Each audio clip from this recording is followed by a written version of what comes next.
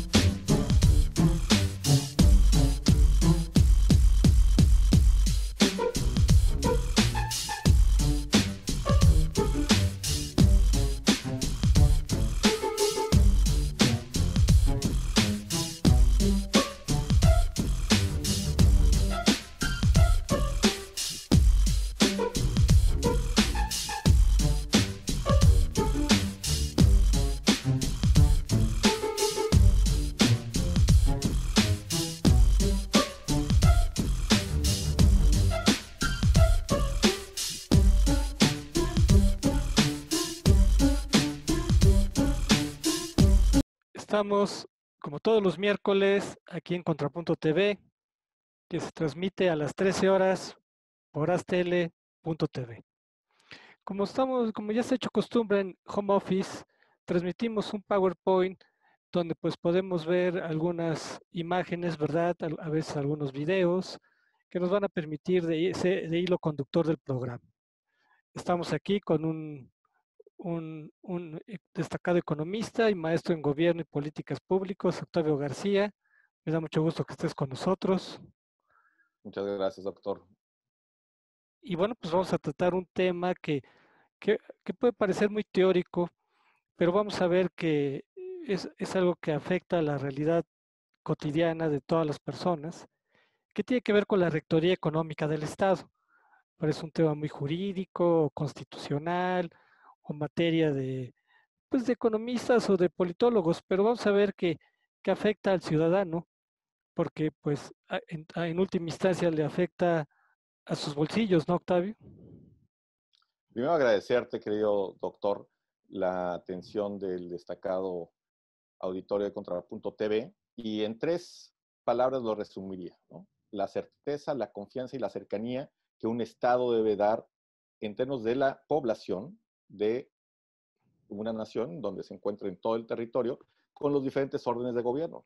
En ese sentido, entre más certeza te genere ese Estado, entre más cercano lo sientas y que formes parte de manera activa y que te genere la confianza de mediano y largo plazo, pues en todo caso vas a tener no una visión estatista, sino una visión en donde tienes al estadista en cada uno de los tomadores de decisión en materia pública. Qué bueno que mencionas lo de estatismo, ¿verdad? Que va a ser importante distinguir estatismo de rectoría económica del Estado, que es una idea, ¿verdad? Que los actuales discursos gubernamentales está flotando, ¿no? De que se toman decisiones que supuestamente van a fortalecer la rectoría económica del Estado. Y mira, aquí vamos a ver una introducción que hice para ir contextualizando. La emergencia sanitaria y económica, la tragedia humanitaria y social que sufre México y el imperativo de salvar al aparato productivo y el empleo hacen obligado más que nunca cumplir con el mandato constitucional de la Rectoría Económica del Estado. Aunque el gobierno actual dice que sus políticas y diversas medidas, como el traslado masivo de recursos a Pemex y a la Comisión Federal de Electricidad y el freno a las energías limpias, fortalecen dicha rectoría, en realidad existen serias dudas sobre ello, como lo veremos a continuación. Entonces, pues vamos a ver qué es eso de la Rectoría Económica del Estado, de acuerdo a lo que se mandata en la Constitución, y vamos a ver un video.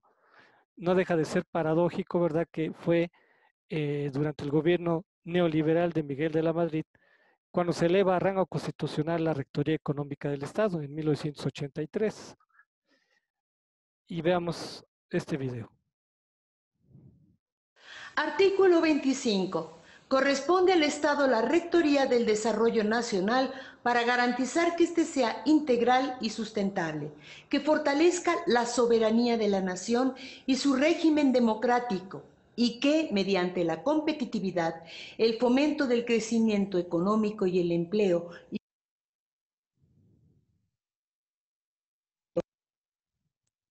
y una más justa distribución del ingreso y la riqueza, permita el pleno ejercicio de la libertad y la dignidad de los individuos, grupos y clases sociales cuya seguridad protege esta Constitución. La competitividad se entenderá como el conjunto de condiciones necesarias para generar un mayor crecimiento económico, promoviendo la inversión y la generación de empleo. El Estado velará por la estabilidad de las finanzas públicas y del sistema financiero para coadyuvar a generar condiciones favorables para el crecimiento económico y el empleo. El Plan Nacional de Desarrollo y los planes estatales y municipales deberán observar dicho principio. El Estado planeará, conducirá, coordinará y orientará la actividad económica nacional y llevará al cabo la regulación y fomento de las actividades que demanden que la Constitución económica, el sector social y el sector de los poderes económicos y el desarrollo de la nación. Es en el artículo cuarto de la Constitución, el gobierno, la propiedad y entonces los empresas del Estado, en su caso está el rol del sistema eléctrico y del bien público y distribuye la exploración y demás para cabo dichas actividades en términos de los párrafos y séptimo del artículo 27 de la Constitución. En la ley establece lo relativo a la administración, funcionamiento, así como el régimen de su personal, para su eficacia, productividad, eficiencia y rendición de cuentas con base en las mejores prácticas generadas. Artículo 25. De la producción y sus bienes socialmente necesarios. Y proveer las disposiciones que el Estado contribuya al desarrollo económico, la actividad, implementando una política nacional que incluya sectores en los términos de Fíjate, Octavio, antes de continuar, que vamos a puntualizar algunas ideas de este artículo. ¿Cómo explicar que durante el gobierno de Miguel de la Madrid, que se ha catalogado, ¿verdad?, como el que implantó el neoliberalismo en México, no deja de ser paradójico que este gobierno haya elevado a rango constitucional la Rectoría Económica del Estado? ¿Cómo ves esto?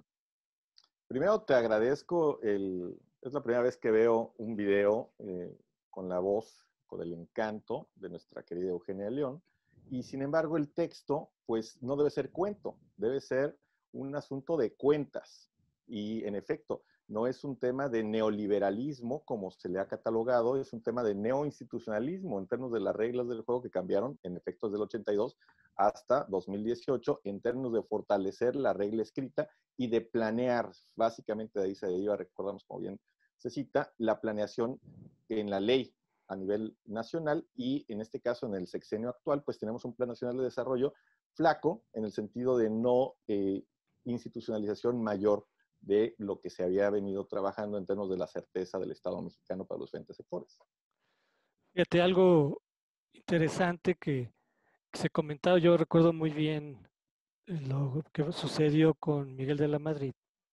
Por un lado se hablaba de un gobierno obeso, un Estado obeso.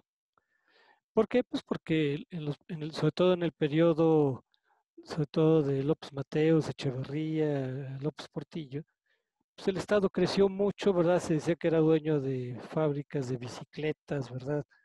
O sea, el Estado había crecido mucho. Y por otro lado, pues, o sea, un punto culminante fue la nacionalización de la banca. Y a partir de Miguel de la Madrid se empezó a privatizar, ¿no? O sea, prácticamente el día siguiente que llegó Miguel de la Madrid, se inició la privatización de la banca, ¿no? Y en este contexto, justamente este gobierno fue el que elevó a rango constitucional la Rectoría Económica del Estado. Quiere decir que dentro de esta etapa neoliberal ya se le asignaba al Estado un nuevo papel en el desarrollo. No era retirarlo de la economía, sino al contrario, que asumiera una conducción de la economía. Ve, aquí hice un pequeño desglose de lo que es lo que Eugenia León, ¿verdad?, nos narra. Fíjate, corresponde al Estado la Rectoría del Desarrollo Nacional para garantizar que este sea integral y sustentable, que fortalezca la soberanía de la nación y su régimen democrático, y que mediante la competitividad, el fomento del crecimiento económico y el empleo, ¿sí?, y una más justa distribución del ingreso y la riqueza, permite el pleno ejercicio de la libertad y la dignidad de los individuos, grupos y clases sociales. La competitividad se entenderá como el conjunto de condiciones necesarias para generar un mayor crecimiento económico, promoviendo la inversión y la generación de empleo.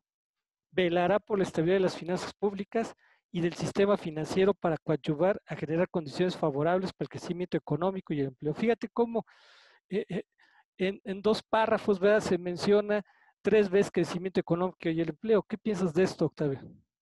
Frente al Estado soy yo, que la historia económica lo ha vivido en la humanidad, el tener un Estado dinámico con base en las reglas del juego escritas, predecibles, es vital, vital, porque le puedes cambiar ahora crecimiento económico por felicidad. Sin embargo, eso no es incompatible con la realidad cotidiana. Esto es, no es cambiar de la medición del PIB a la medición de la felicidad como se ha esbozado, un escenario de renovación de la economía. Esto es, eso a fin de cuentas no le da certeza al mundo. Como 200 de los, México es uno de los 200 países y una de las principales economías, de las principales 20 economías del planeta, necesitas tener métodos consistentes, comparables, y es complementario. La visión de la dinámica del crecimiento económico, del desarrollo económico, del índice de desarrollo humano, de todos los índices que tenemos en economía, y incluido el índice de felicidad, son complementarios, no sustitutos. Entonces, me parece muy atinada la diserción que haces del artículo 25, porque si cumplimos la acabilidad, la Constitución, debemos de respetar de fondo y forma tanto la generación de las estadísticas, en vez de tener otros datos, como la propia implementación de las medidas, particularmente en conjunto, no de forma unilateral. Pues fíjate, es un mandato constitucional que el Estado deba promover el crecimiento económico y el empleo. No es un asunto de interpretación, no es un asunto de generar índices, de buscar otros criterios, sino que es una obligación, ¿sí? O sea, el Estado y el gobierno en turno debe de promover el crecimiento económico y el empleo. No ser dueño de la economía y mucho menos desentenderse de la economía, sino conducir justamente el desarrollo, ¿verdad? El desarrollo nacional hacia estos objetivos. ¿O me equivoco, Octavio? No, estás completamente en línea. Es desde lo municipal, lo estatal, la Ciudad de México, lo federal. Todos tenemos planes de desarrollo y en ese sentido, como tú bien lo anticipas, en el marco de la economía mixta, la corresponsabilidad entre los sectores público, privado y social. Fíjate, muy bien dicho. Economía mixta. Sector público, sector privado, sector social.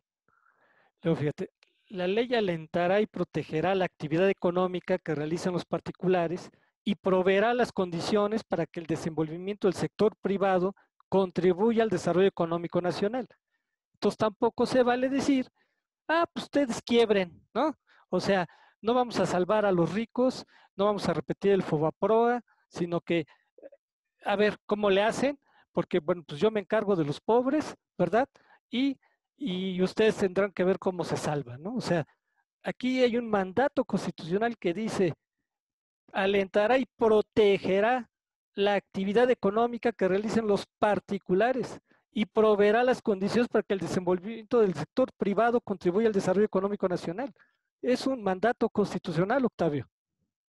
Incluso ya sabemos lo que ha pasado en Puebla a través de una iniciativa que ha invadido el sector de la educación privada en el estado de Puebla, que evidentemente es inapropiado, inadecuado e inconstitucional. Entonces, es muy atinada la visión que tienes, querido doctor, del mandato constitucional al que debemos sujetarnos inexorablemente. Y bueno, y marca unas actividades estratégicas, ¿verdad? Que eso no está a discusión, ¿verdad? Y cuáles son las que... Pero fíjate, cuando habla del sector eléctrico, y es un tema que viene muy acorde con lo que quieren hacer con las energías limpias, se habla de la transmisión y distribución, habla de la generación. O sea, no le restringe el Estado a los particulares generar energía eléctrica. todo caso está en la transmisión y distribución. Eso sí es reservado para el Estado. ¿Estás de acuerdo? Entonces, y hay leyes que establecen cómo debe ser esa generación. Sí, Entonces, y fíjate, los especialistas han, sí, dime. gracias, los especialistas en la materia han identificado, apreciado doctor, un retraso de 50 años si llegara a concretarse esta medida que, que en días pasados se ha detenido jurídicamente, pero la pretensión del retorno sería de varias décadas. Entonces, fíjate, la Rectoría del Estado no es sinónimo de caudillismo, centralismo y patrimonialismo. ¿Qué quiere decir caudillismo? Que haya un Mesías, ¿verdad? Me fui al extremo, pero nos sirve para ejemplificar como Santana, ¿verdad? Que se sentía salvador de la patria, ¿no? El centralismo justamente de Santana y de otros conservadores fueron fundamentales para para que se separaran los estados o se quisieran separar estados como Texas y que luego perdiéramos más de la mitad del territorio nacional, como se ve en este mapa. Y el patrimonialismo quiere decir que los gobernantes se sientan dueños del territorio, se sientan dueños de la economía, ¿verdad? Como si ser presidente significara que pueden hacer lo que quieran con el territorio, con la población, con la economía, con los bienes públicos, ¿no, Octavio? Y ahora los gobernadores, tan vigente es este debate, esta visión, que los gobernadores, algunos gobernadores de la República, de estados de la República, ya han unidose precisamente para proteger el desarrollo del país en términos del futuro que nos convoca. El futuro que nos convoca tiene que ser circular, economía circular, energía de la economía de la creatividad, de la innovación y la sostenibilidad, la sustentabilidad. No puede ser la economía del carbón y del petróleo como si estuviéramos todavía en el siglo XX. Muy bien.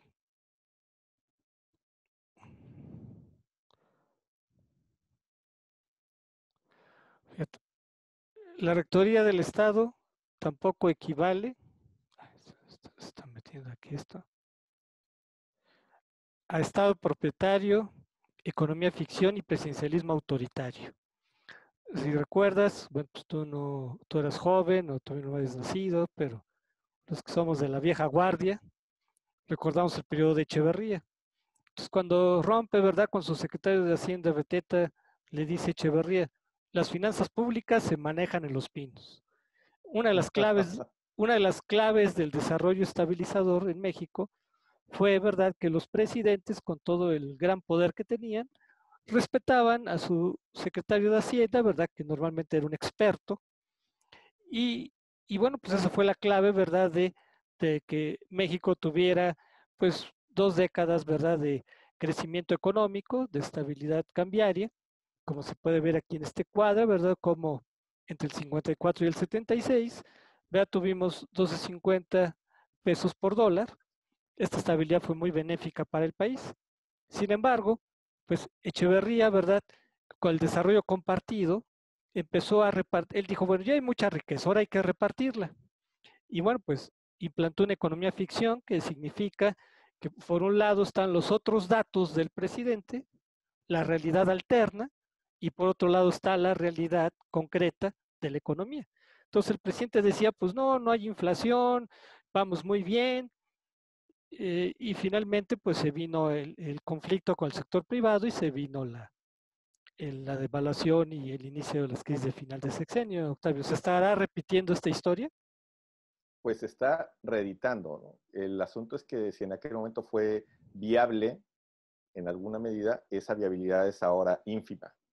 Y me parece muy interesante la lectura que haces porque es un neopopulismo el que ahora encontramos en el gobierno de la República y esto debilita no solo la dinámica de la sociedad civil, las relaciones intergubernamentales, sino la propia dinámica de la economía ahora, a diferencia de los 70, cada vez más interdependiente, conectada y global. Mira, Echeverría no fue viable, o sea, a lo mucho 2 años, pero ya en el tercero ya empezó la economía a andar muy mal y terminó en una bancarrota brutal, ¿no? Luego, tampoco la rectoría del Estado equivale a estatismo faraónico y expropiatorio, como fue la nacionalización de la banca, y López Portillo dejó hipotecado al país. O sea, dijo López Portillo, ya nos saquearon, no nos volverán a saquear. Y sin embargo, ¿verdad? López Portillo dejó endeudado al país. Fíjate cómo ve el cuadro, eh, el, cómo estaba la deuda externa fíjate, en el 76 Echeverría dejó un quebranto importante, pero equivalía al 35% del PIB. En el 82, con López Portillo, el 134 del PIB, ¿sí? O sea, ya hablamos, Echeverría dejó 24,000 millones de dólares, que a lo mejor no parecen muchos, pero Díaz Ordaz lo había dejado en 3,000, ¿sí? O sea, se pasó de 3,000 a 24,000. Y luego con López Portillo se pasó a 86,000 y así hasta llegar a cosas brutales, ¿verdad? Como en la actualidad que ya pasan de los 460,000 millones de dólares, ¿no?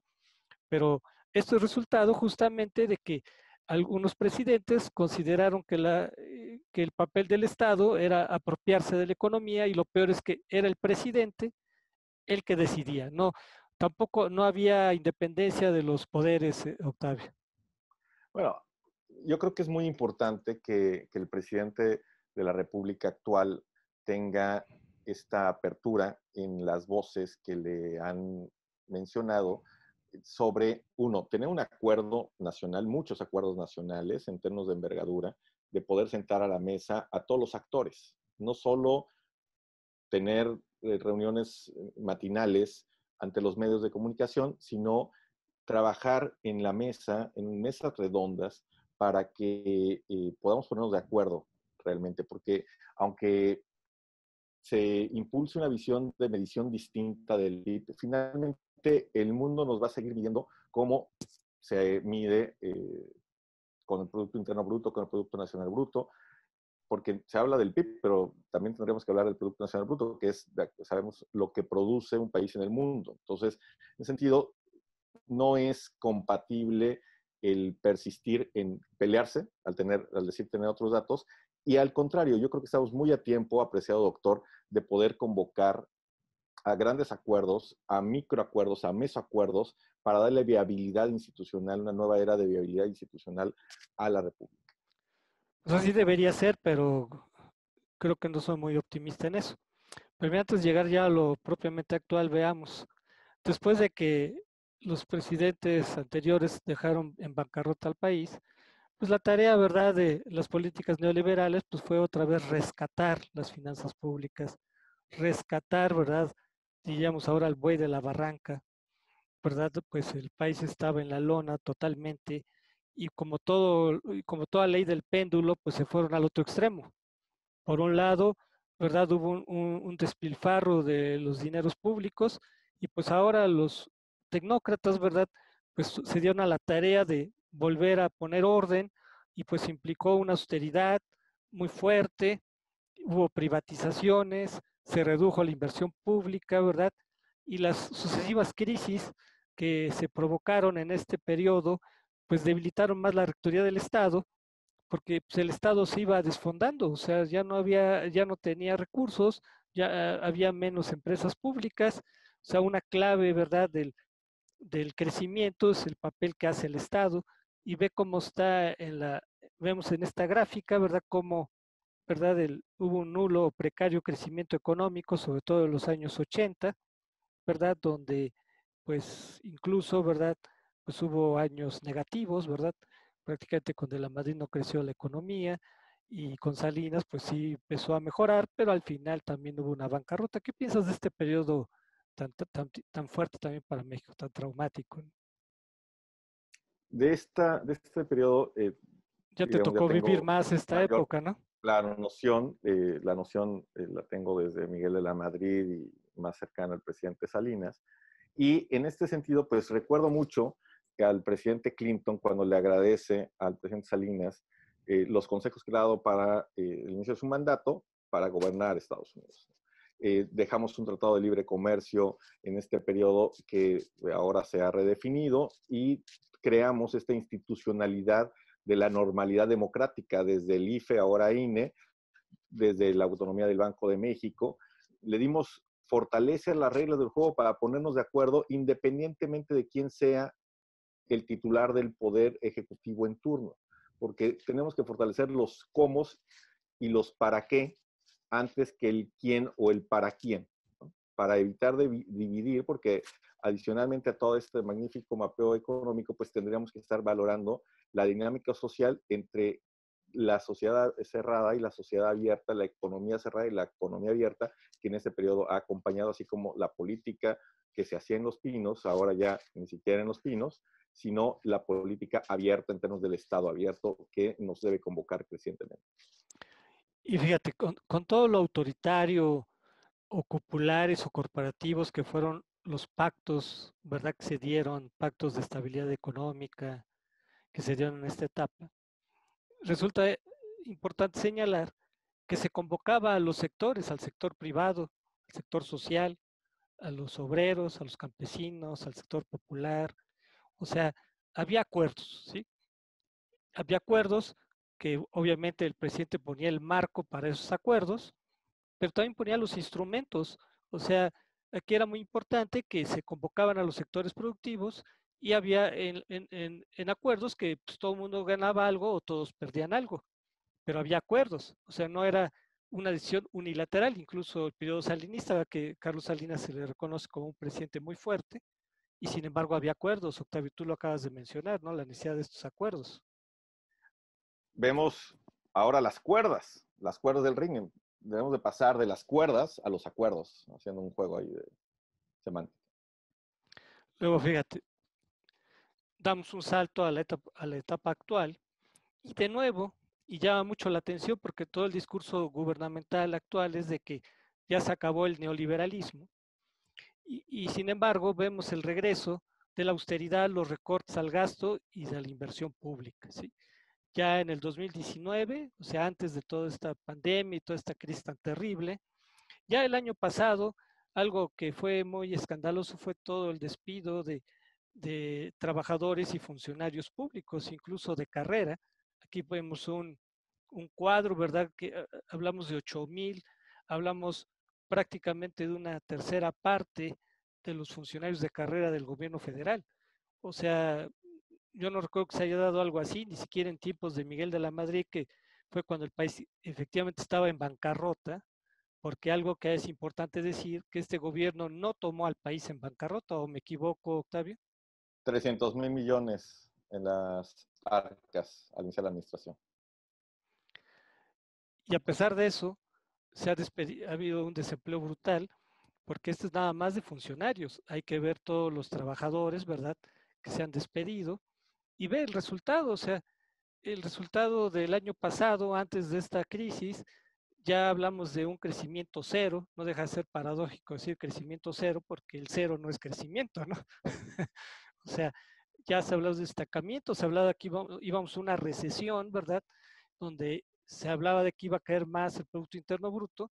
Entonces, ¿por qué, por qué esta austeridad, Octavio? ¿Tú cómo interpretas esto? Sí, y es entre el texto y el contexto, ¿no? Entre el dicho y el hecho. Y porque lo que se le llama neoliberal, recordamos este consenso de Washington, las 10 medidas, el adelgazamiento del Estado, lo general. Y entonces, al haber, de acuerdo a la tabla que tienes del 2019, son 8,057 no solo familias de exfuncionarios, sino es el capital humano. ¿Y quién te iba a decir que ahora, habiendo quitado este capital humano, que era el que te hacía la mayor parte del trabajo del día a día, en términos de la estrategia, porque aparte no son los sindicalizados, no son los menos productivos quienes se fueron los más comprometidos. Y en este sentido, imagínate, ahora que ante la pandemia tienes una crisis de capital humano, ¿con qué recurso humano estás enfrentando desde el gobierno federal el fenómeno?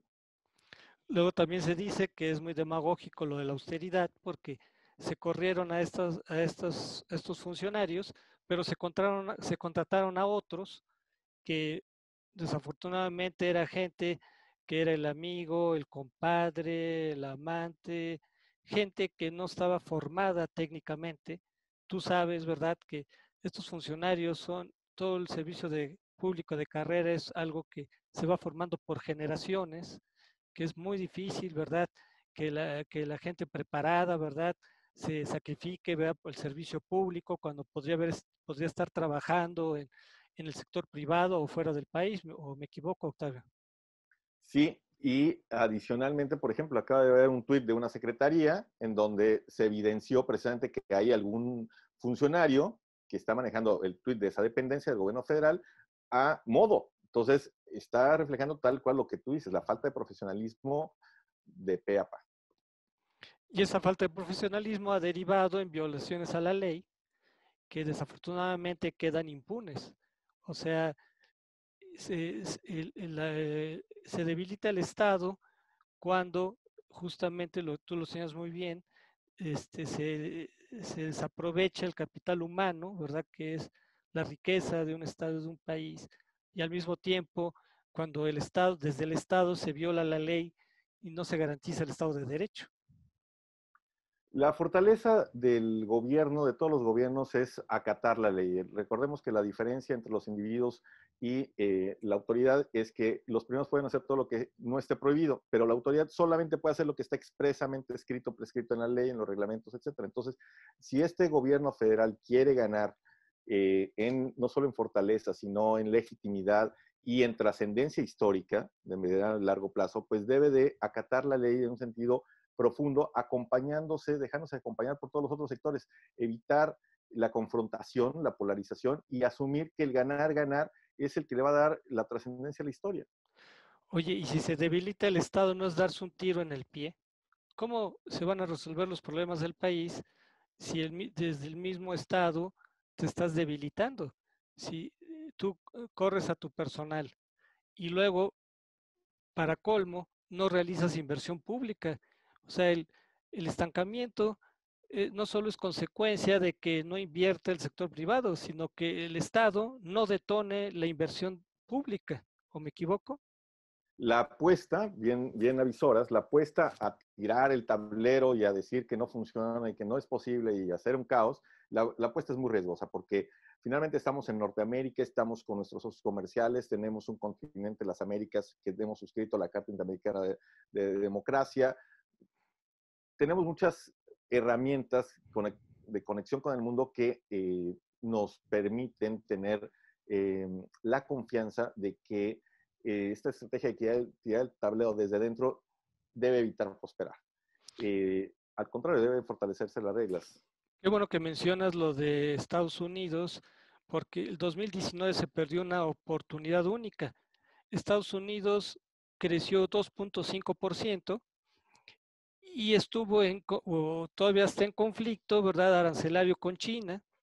Y México, pues nada más por la inercia quedó de segundo socio comercial, pero no se aprovechó este año único y se ve en los resultados. O sea, si Estados Unidos creció 2.5, pues México por lo menos hubiera podido crecer 1.5, ya muy, muy modestamente, porque era una oportunidad única y no solo no crecimos, sino quedamos en cero. O sea, Claro, pero ve qué oportunidad se perdió.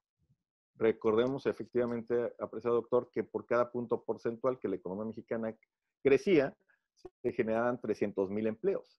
Si ahora en 2020 va a decrecer el 10%, imagínate, estaríamos perdiendo 3 millones de empleos. Si fuese el escenario, si fuese 7 millones, serían 2 millones 100,000 empleos. Depende del sector, depende, digamos, también la región en términos de la tecnificación, pero grosso modo, la oportunidad histórica que el 2019 brindó como mapeas, no solo de iniciar, porque fue estrictamente el primer paquete económico el que se planteó en el 2019, el que tenías que haber hecho no la estrategia de recortar con sierra todos los fondos, sino haber hecho una mejora sistémica, pero muy a detalle, quirúrgica. Y fíjate, ya conforme avanzaba el 2019, era evidente que la economía no iba a crecer.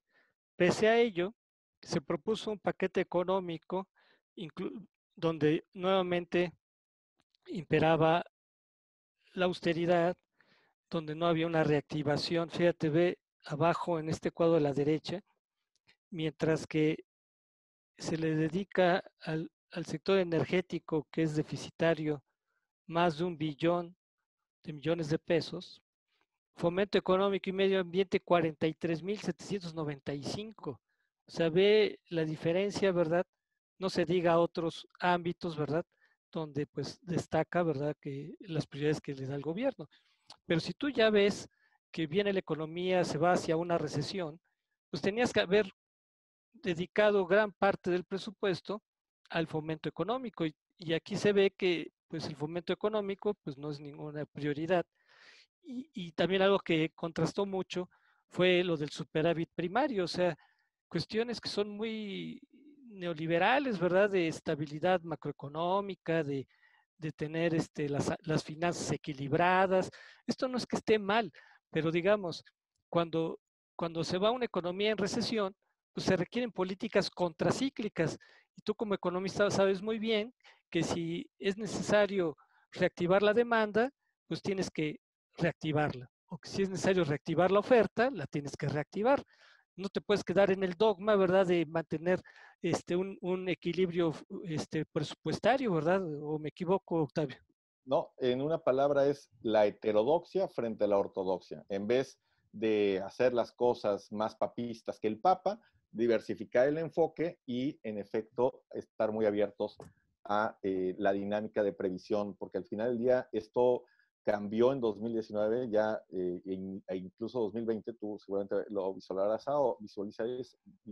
ahora, ya estaba, digamos, la economía mexicana, la economía en México ya estaba en un proceso de pérdida del ritmo, del dinamismo que traíamos. ¿Te acuerdas que se empezó a hablar de la incertidumbre, la desconfianza?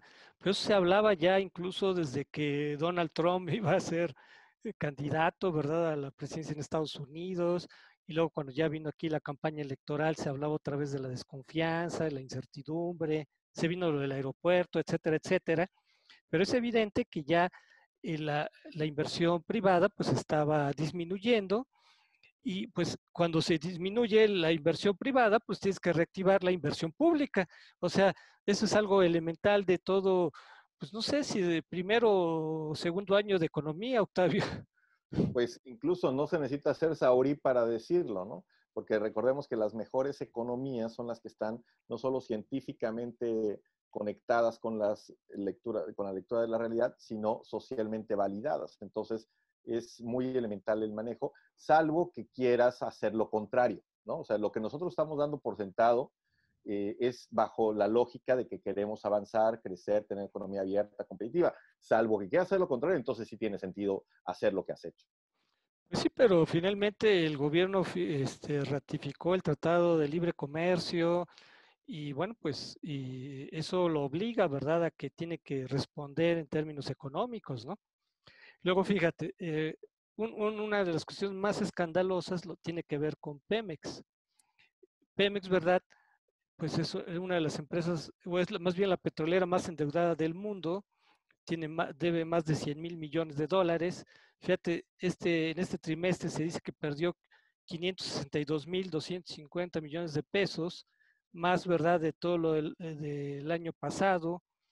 Y, y los compromisos financieros de Pemex son brutales, ¿verdad? Cada vez están venciendo, hay vencimientos muy fuertes, ¿verdad?, por miles de millones de dólares. Y se dice que Pemex, ¿verdad?, pues es un mal negocio, Octavio. Bueno, y además que va en contraciclo de lo que México ya había acordado, ¿no? O sea, el que hayas ganado una administración, el que hayas ganado la confianza en el electorado, es para que ratifiques lo bien hecho en el país y para que corrijas lo mal hecho. Y parte de lo que había que continuar era este avance hacia la apertura y hacia la transición energética. Entonces, el mercado petrolero, el mercado energético en su conjunto, el mercado eléctrico ya traía una dinámica en la que México ya había, aparte de llegado tarde, pues había tenido este ajuste en la administración anterior un poco para ponerse al tiempo. Pero si haces tanto en el texto como en el contexto, una regresión, pues evidente vas a tener estas pérdidas numéricas. Sí, es que Pemex en algún tiempo, ¿verdad?, pues se volvió el símbolo emblemático de la soberanía nacional, ¿verdad? Digamos, a partir de Lázaro Cárdenas.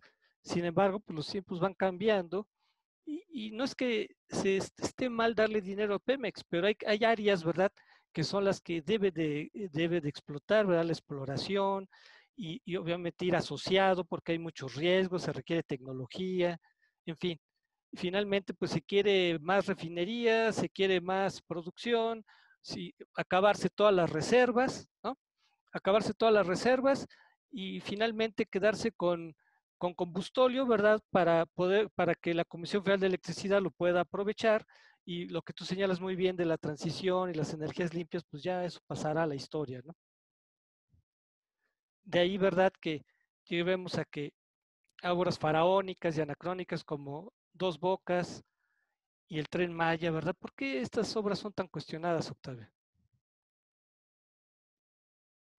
Pues en realidad no las tenía previstas el Estado mexicano. Entonces, en términos de la rectoría económica del Estado, que es el tema que nos has tenido a ver convocar, pues este par de proyectos responden más a una planeación de de una visión de efectos sorpresa, ¿no?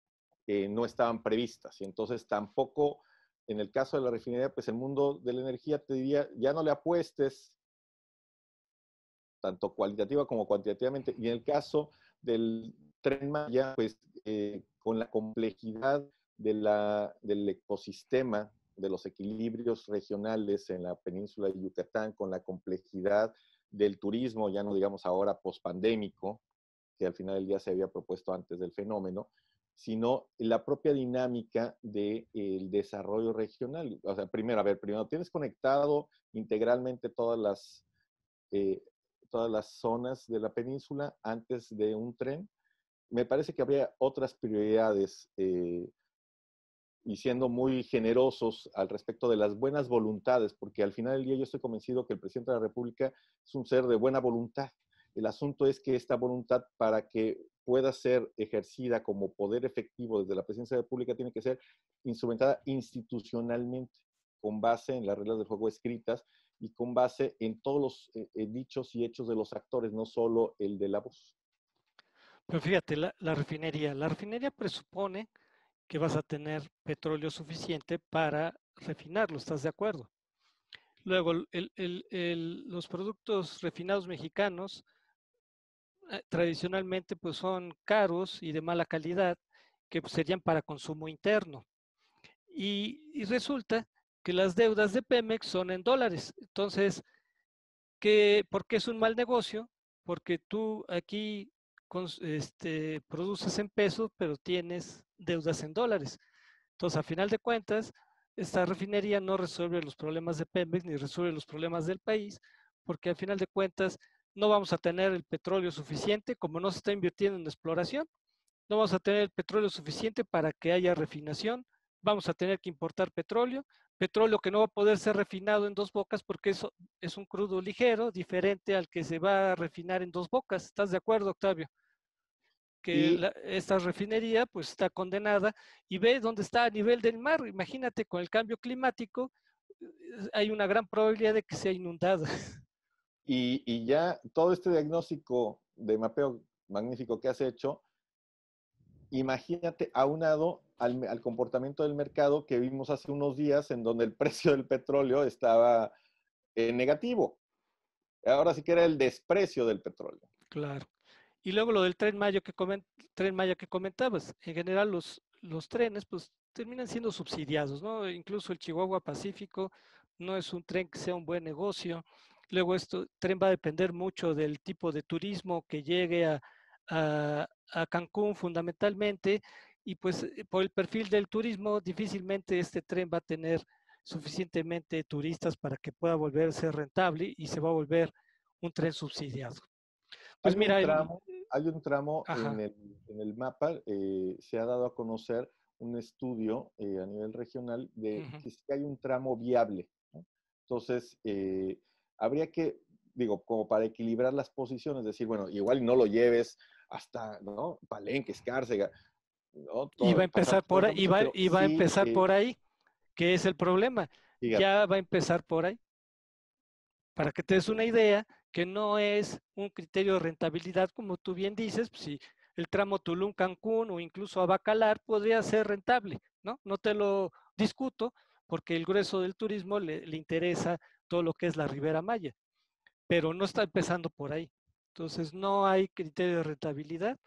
Luego llegamos a la pandemia, a la emergencia sanitaria y económica, y justamente cuando urge que se dé la reactivación económica y donde se dé el gran gasto en inversión del Estado, la respuesta gubernamental es todavía más austeridad, todavía más recortar a la inversión pública, incluso reducir salarios a los funcionarios, en fin, o sea, parece un austericidio, ¿no? Le llaman así, Octavio.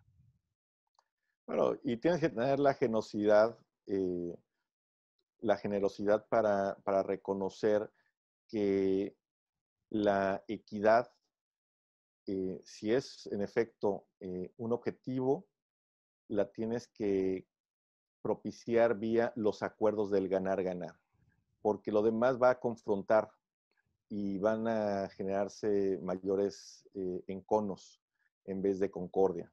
Entonces, me parece que aún estamos a tiempo de corregir no solo en términos cuantitativos en la marcha económica ante la emergencia sanitaria, sino el tono en el que se gobierna el día a día. Pero fíjate, justamente el domingo se anunció que se iba todavía el 75% del gasto público se iba a recortar. Entonces, imagínate, no se ve que pueda haber un cambio, sino que parece seguirse en una ruta suicida del propio Estado. Ve las proyecciones. El Producto Interno Bruto puede caer 10%. Imagínate y que se pueden perder 2 millones de empleos, ¿no? Son proyecciones, ¿verdad?, de organismos internacionales. O sea, es una debacle, Octavio. Y bueno, y ese 200,000 por cada punto porcentual, pero podrían ser hasta 300,000 por cada punto porcentual. Entonces podríamos tener una combinación de si fuera el 7%, pero con 2,100,000 empleos perdidos, sería una pérdida porcentual de 300,000, que quizás no deberíamos estarnos preocupando, porque si ya el PIB no nos va a preocupar, ¿no? Pues entonces deberíamos de ocuparnos en otra área política. Pero a los desempleados sí les va a preocupar, a los empresarios que quiebren sí les va a preocupar. Y el mundo, o sea, la sensatez del mundo se mide a través del Producto Interno Bruto, de los indicadores de desarrollo que están correlacionados, porque al final del día no es, no es excluyente la visión de la felicidad de propiciarlo desde la presidencia de la República en su pretensión. No estoy valorando la viabilidad porque, pues al final del día, la felicidad es un constructo personal y esto estamos hablando de un asunto público. Bueno, en conclusión, ¿la austeridad ha fortalecido las capacidades institucionales del Estado? No. ¿Las obras faraónicas e improductivas fortalecen las finanzas del Estado? No. En plena emergencia sanitaria y económica, ¿la austeridad no se convierte en austericidio del propio Estado? Ya patentaste la palabra de austericidio, que esperemos que sea fortalecimiento del Estado y precisamente debe superarse la visión de austeridad. Tiene que ser el criterio de pertinencia económica, financiera para las prioridades sociales. Sin políticas contracíclicas que salven al aparato productivo y el empleo, ¿se fortalecerán los ingresos públicos? No, ni los ingresos privados, porque al final del día recordemos que es un ecosistema, que es una conexión intrínseca entre los sectores y que hay que fortalecer la iniciativa privada de todos los pequeños, medianos, grandes empresarios en su conjunto. O sea, toda la iniciativa privada en México debe ser fortalecida, respetada, impulsada para poder generar los ingresos de los cuales se mantienen todos los órdenes de gobierno. En lugar de un Estado fuerte, ¿seremos un Estado fallido o vencido?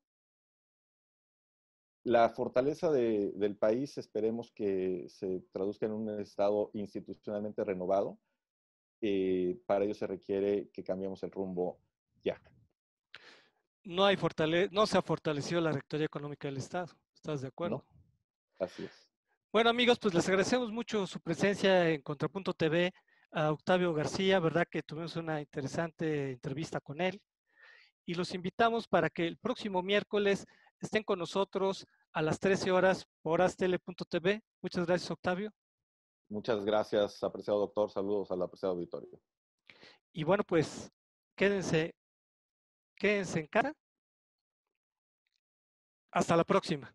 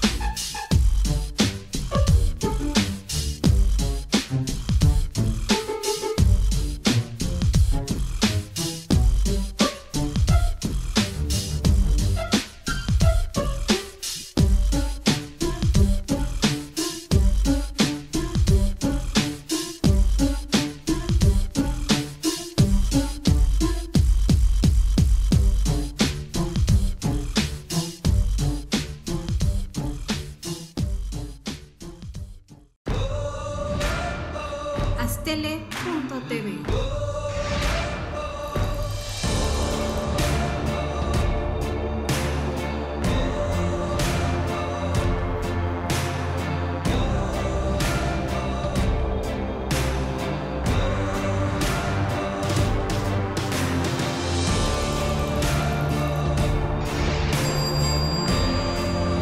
Aztele.tv.